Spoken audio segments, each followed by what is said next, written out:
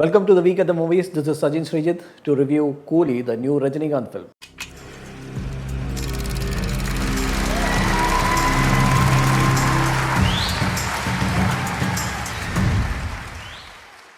Most filmmakers, I imagine, would dread the thought of juggling too many characters and plot twists. Not Lokesh Kanagaraj. He gets a kick out of plot mechanics. He seems to relish stories packed to the brim with them, to the verge of causing an overflow. Managaram had it, Vikram had it, Master had it, Leo had it. Thankfully, Kaidi didn't. Its minimalism worked to its favor. It's not that it didn't have multiple characters, it's just that Kaidi seemed more focused, unlike the others. It had time to give enough attention to each of its characters, starting with Karti's protagonist Dilli, in such a way that you cared what happened to him and some of the supporting characters. It's one of the reasons why Kaidi still remains Lokesh's best film. By now, you must have guessed how I felt about Coolie.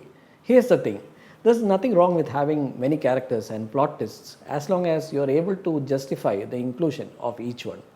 Coolie, like Leo and Master, contains parts that fit awkwardly.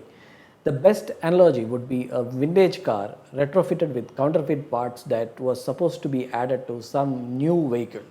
If this was an attempt to evoke the classic Rajini films or the working class Rajini characters for that matter, Coolie has failed miserably. And if you, like me, are a huge fan of an iconic 90s Rajini film, you are most likely going to keep a straight face at what passes for a tribute. Coolie seems to yearn for the validation of both boomers and Gen Zs, and in trying to do so, it ends up tasting like stale tea.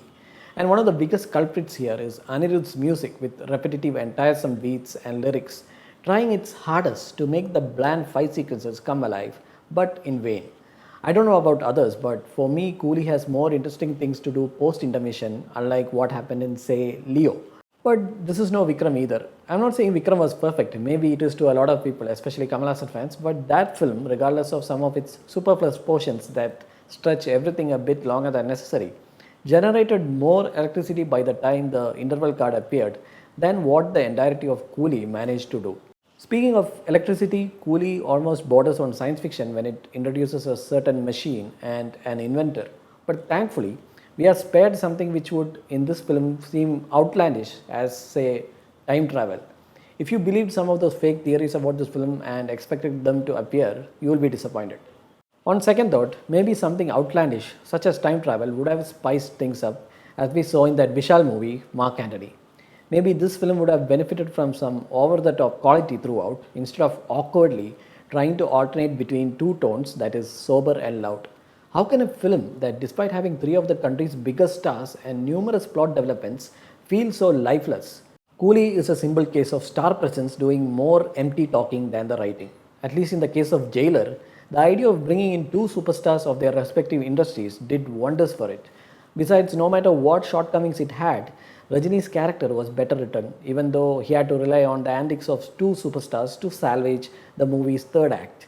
There was also, of course, Nelson's dark humor and a strong antagonist in the form of Vinayagan's character. One of Lokesh's primary strengths has always been his writing of the bad guys, even when the rest of the film fails to do justice to them. Kaidi had Arjun Das, Master had Vijay Sethupathi, Vikram had Vijay Sethupathi, Leo had nothing.